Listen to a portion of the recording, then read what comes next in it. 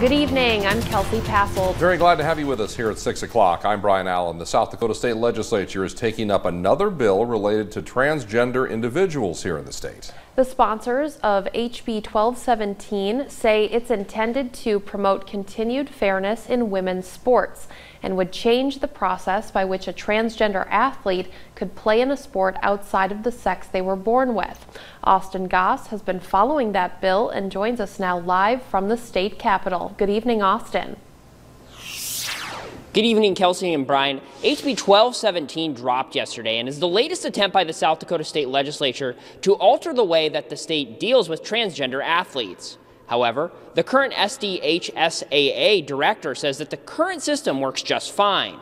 SDHSAA Executive Director Dan Swarto says that the current policy dealing with transgender athletes works well. It includes getting several letters of recommendations from the student-athlete supporters and a thorough in-house review process before they hand it off.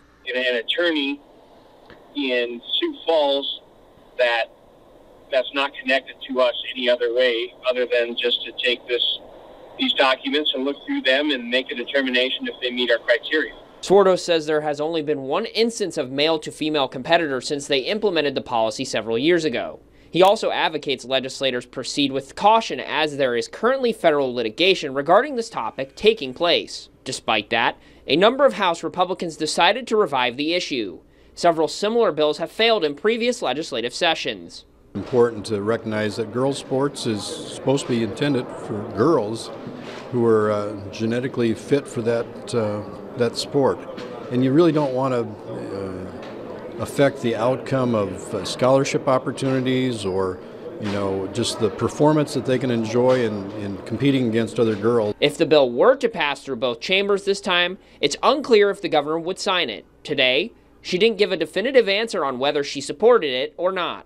I haven't specifically weighed in on those bills.